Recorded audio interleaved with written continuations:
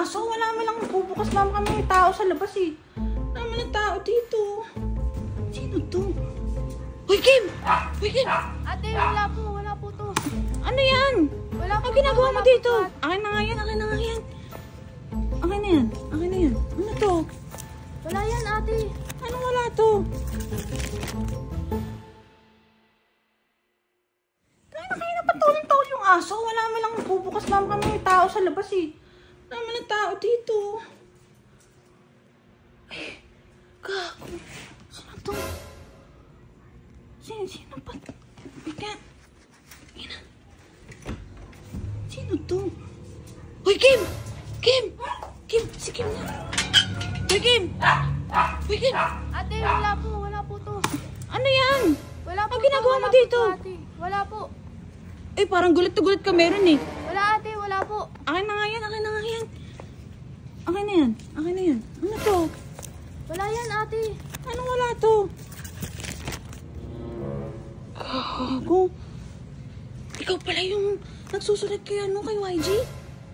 Hindi. Uy, nababasa ko lahat ng mga sinusulat mo, Kima. Ano to? Bakit ganito? Hindi ko naman, ate, mapipigilan yung nararamdaman ko eh. So may gusto ka nga kay YG? Oo, ate. Ikaso, Kim. May match na si YG. Baka mamaya makagulo tayo sa relasyon nila. Kasi alam ko kasi, si YG tsaka si Mitch may something na sa kanila. Baka mamaya makasira ka ng relasyon. Yun na nga, ate. Huli na ako. Anong huli na? Dati ikaw naman nililigawan nun kasi ba't nagpakipot-kipot ka pa? Wala eh. Ngayon lang ako nagkaroon ng lakas ng loob na sabihin sa best friend ko na hindi na best friend yung turing ko sa kanya. Matagal na ako may gusto kay YG, ate. Kaso natakot ako na sabihin na may gusto na ako sa kanya kasi baka mawala yung pagkakaibigan namin. Ano lang? Medyo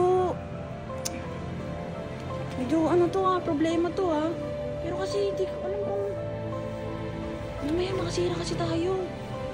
Alam mo naman eh, pero paano kaya? Uy! Si YG! Wait, Kim! Yes? Uy, ano ba yun? Ano ba yun? Sino yung kausap mo? Nababaliw ko na ba? Ha? Sino yung kausap mo na yun? Bakit Tara kasi? Bakit na? Tagal-tagal mo. Tinatawag ko pa ako. Malamang, bawal ba ha? Nabibing ka na ba? Tinatawag na nga kita. Tara, bakit nga? Kakain muna na kayo. Kain nyo naman yung sarili nyo eh. Ang kulit-kulit mo eh, no? Tara, nakakain na nga kasi pag Teka kasi. pag nawalan ng grasya yung bahay natin. Tara na. Bahala ka dyan. Tara na.